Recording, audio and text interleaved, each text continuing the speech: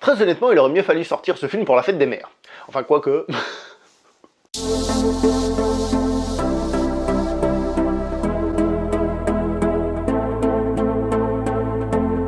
Bonjour à toi très cher spectateur et bienvenue pour cette nouvelle critique en post-projection. Aujourd'hui nous allons parler du film La promesse de l'aube, adapté du roman de Romain Gary, donc du roman semi-autobiographique mais qui met surtout en valeur sa maman, d'où l'intro que j'ai faite.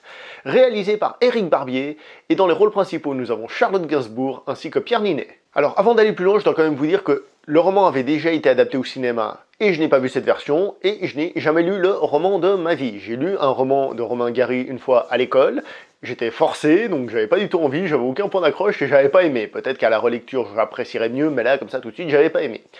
Donc je vais surtout me baser sur le film en lui-même et non sur son adaptation qui d'après ce que j'ai entendu dire, coupe des choses évidemment et essaye d'adapter le roman. Mais comme j'ai dit, je l'ai pas lu, donc je peux pas rentrer dans ce petit débat-là. La note que je donne à ce film, c'est 8 sur 10, et je dois avouer un détail, je trouve que le cinéma français est actuellement vachement en forme. Très honnêtement, ou alors c'est peut-être moi qui me formate peu à peu au film français. Quoi qu'il en soit, je trouve le film très bon et très réussi. On va commencer par parler des acteurs en disant félicitations à Charlotte Gainsbourg qui campe une maman, là elle campe la mère, et elle le fait de manière hallucinante. Franchement, elle le fait, c'est superbement bien fait. Et le personnage en lui-même est aussi vachement intéressant. Et c'est un personnage qui est fascinant. Il est fascinant, mais il est aussi repoussant. Elle est autant admirable qu'exécrable, cette mère. Et du coup, on suit cette histoire avec intérêt parce que justement, c'est un personnage haut en couleur et intéressant. Pour la petite histoire, Charlotte Gainsbourg a reconnu s'être inspirée de sa propre grand-mère. Rappelons, Ginsburg, elle est originaire de Russie, donc sa grand-mère qui était russe, qu'elle s'est inspirée de sa grand-mère pour interpréter ce rôle-là. Pierre Ninet qui interprète donc Romain Gary est lui aussi excellent, et c'est aussi un personnage très intéressant justement de par la psychologie. Il y a qu'à voir justement par rapport à la relation que le personnage a avec sa mère, comment il a des relations avec les femmes, ou comment il vit sa vie par rapport à ça. Non, j'ai vraiment trouvé le film vraiment très intéressant, les personnages très intéressants, parce que ce sont justement les personnages qui portent l'histoire, et waouh, franchement c'est bien fait. Chose intéressante, c'est que le film arrive à être parfois touchant, malgré le côté justement bizarre des personnages, parce que soyons honnêtes, ils sont bizarres ces personnages, mais il arrive à être touchant, et parfois il arrive à être drôle, mais sans jamais tomber dans le ridicule. C'est pas des grosses blagues, mais il arrive quand même à nous faire sourire à des moments. Je pense que d'ailleurs beaucoup d'entre nous se reconnaîtront dans certaines petites scènes où on se dira ouh là là, ça, un truc similaire, on l'a connu à peu près, hein. Pas tout le monde et pas toutes les scènes, mais je pense que certains d'entre nous se reconnaîtront un petit peu quand même. D'ailleurs, entre nous, le personnage de la mère, je l'ai reconnu chez la mère d'autres personnes que j'ai connues. Vous savez, c'est des mères qui sont vendeuses, elles vendent leur enfant. Mon fils il est comme ci, mon fils il est comme ça, vous savez, on dirait que c'est des pubs américaines, là, vous savez, où Téléachat qui passe 3 heures à vous vanter les mérites d'un truc, c'est un peu ça.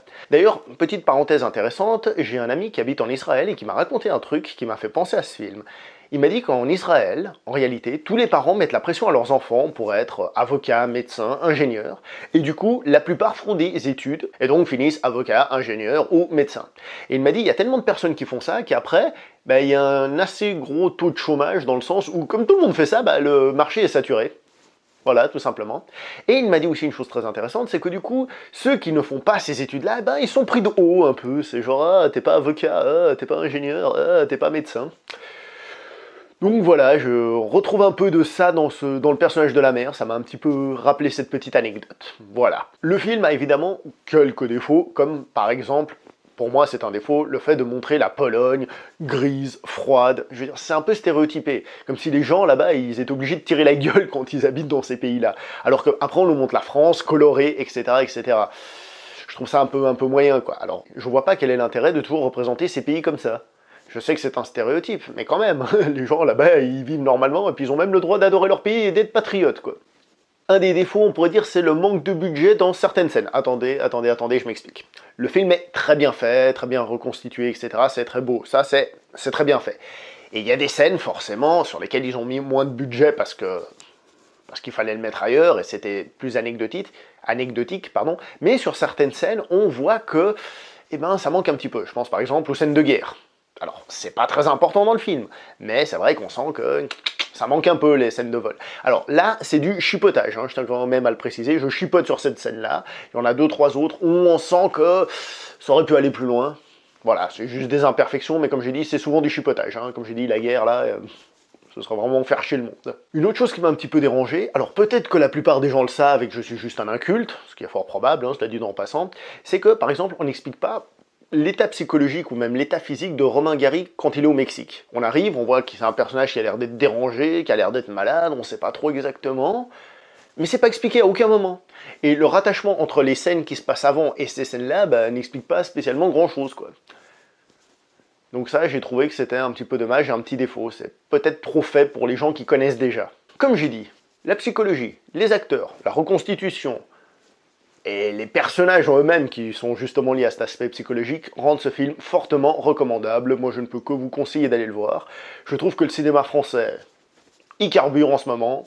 Donc, si vous êtes intéressé, allez le voir sans autre. Voilà, c'est tout pour cette critique en post-projection. On se voit prochainement pour une prochaine critique. Jusque-là, s'il vous plaît, portez-vous bien. On se voit prochainement. Ciao!